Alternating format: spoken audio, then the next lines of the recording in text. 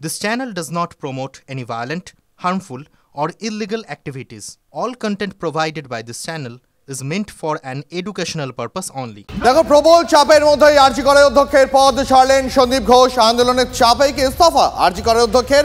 সন্দীপ ঘোষের অপসারণের দাবিতে প্রথম থেকেই সরব হন আন্দোলনকারী চিকিৎসক পড়ুয়াদের একটা বড় অংশ। সন্দীপের অপসারণ চেয়ে সরব হন চিকিৎসকদের একটা বড় অংশ এবং যারা তিলোত্তমার নৃশংসতার বিচার চান। চাপে ইস্তফা, কিন্তু তবুও সন্দীপ বাবু মুখে বারবার বলছেন স্বেচ্ছায় পদত্যাগ করেছেন, কেউ নাকি তাকে বাধ্য করেনি, দাবি করছেন সন্দীপ বাবু।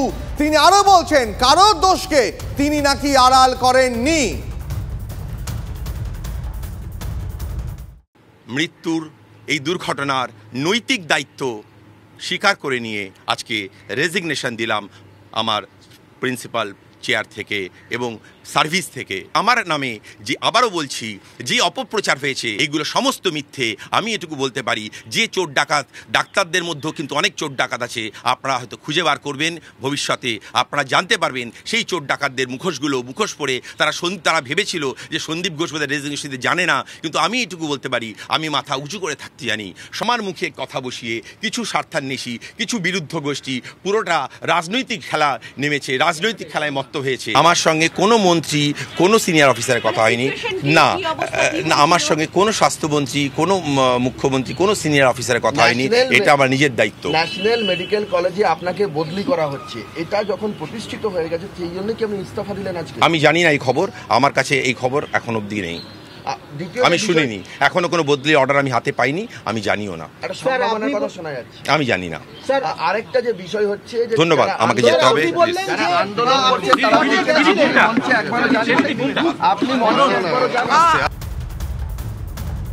টিভি9 বাংলার সব থেকে বড় টিম আরজি করের প্রত্যেকটা খবরের আপডেট আপনাদের কাছে পৌঁছে দিচ্ছে।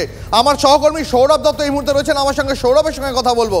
সৌরভ, সন্দীপ বাবু চাপের মুখে পদত্যাগ তো করলেন, কিন্তু বারবার তিনি মুখে বলছেন যে তিনি নাকি নৈতিকতার দায়ে পদত্যাগ করলেন, তার উপর নাকি কোনো চাপ ছিল না।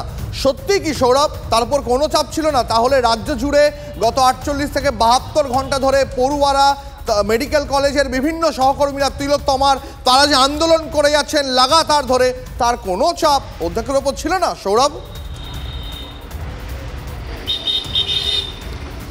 দীপ, দেখো প্রায় ঘন্টাকারের সময় হলো ভবনে রয়েছেন সন্দীপ ঘোষ, এবং সন্দীপ ঘোষ তিনি সার্ভিস থেকে রিজাইন করতে চাইছেন, ইস্তফা দিতে চাইছেন। এখনও পর্যন্ত তার পদত্যাগপত্র গৃহীত হয়নি, তাকে বোঝানোর চেষ্টা করা হচ্ছে যাতে তিনি এই ধরনের হঠকারী সিদ্ধান্ত না নেন।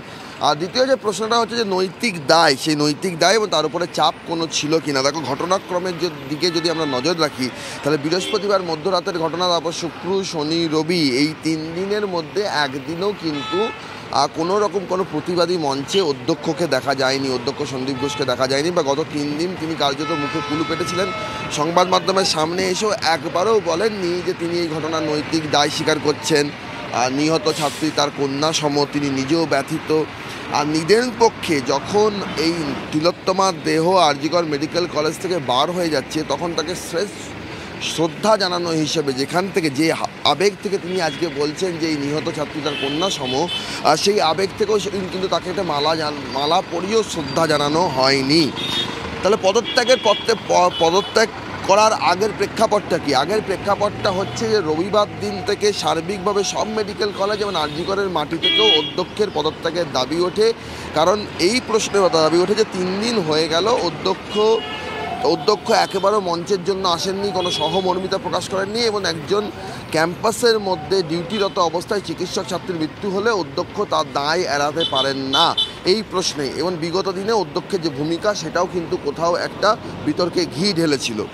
এরপর আমরা শুনলাম যে যখন অধ্যক্ষের পদত্যাগের দাবিতে যখন আন্দোলন আরও জোরদার হচ্ছে, তীব্র হচ্ছে, তখন স্বাস্থ্য ভবন থেকে একটা সিদ্ধান্ত নেওয়া হয় যে অধ্যক্ষকে ন্যাশনাল মেডিকেল কলেজে বদলি করা হবে, এবং সেক্ষেত্রে সুরহিতা পাল হবেন আরজি কর মেডিকেল কলেজের নতুন অধ্যক্ষ। এই খবর সৌরভ, এছাড়াও এই সন্দীপের বিরুদ্ধে তো এর আগেও বহু অভিযোগ রয়েছে, যা তুমি তোমার প্রতিবেদনে খানিকক্ষণ আগে তুলে ধরলে। সৌরভ, আমাদের সঙ্গে থাকো, আমি তোমার কাছে আবারও আসি। কিন্তু সন্দীপ বাবুর পদত্যাগ নিয়ে কি বলছেন আরজি করের অন্যান্য পড়ুয়ারা, কি বা বলছেন চিকিৎসক সংগঠনের নেতা মানুষ গুমটা, শোনাবো।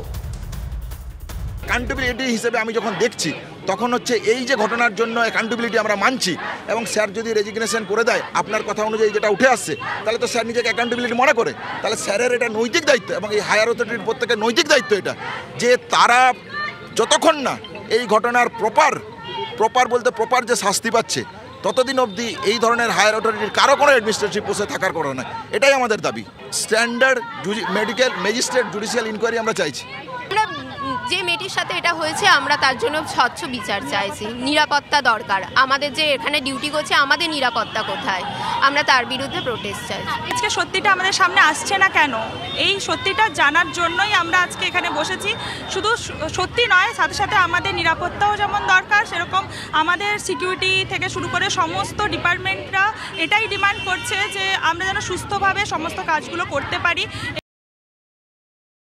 এই বিভৎস, ঘৃণ্য এবং যদি বলেন হাড় হিম করা ঘটনার পর উনি যে ভূমিকা পালন করেছেন তাতে কোনো নিন্দাই ওনার জন্য যথেষ্ট নয়। ওনাকে অবিলম্বে বুক করা উচিত, ওনাকে ইন্টারোগেশনের আওতায় আনা উচিত। ওনার ফোন কল মানে জবে থেকে ওই ঘটনার পর থেকে ওনার ফোন কল ট্যাপ মানে দেখা উচিত পুলিশের, মানে কোথায় কিভাবে কি হয়েছে। ফলে আমরা ওনাকে ধিক্কার জানাচ্ছি এবং কোন কলেজে রেজিগনেশন দিয়েছে, কোন কলেজে আমরা ওনাকে এখন আর ঢুকতে দিতে চাই না, ঢুকতে দেব না। এই যে সন্দীপ ঘোষ, যাকে নিয়ে এত কথা এত বিতর্ক, সেই সন্দীপ ঘোষ পদত্যাগের সময় কিন্তু দায়িত্ব জ্ঞানহীন আচরণের পরিচয় দিলেন।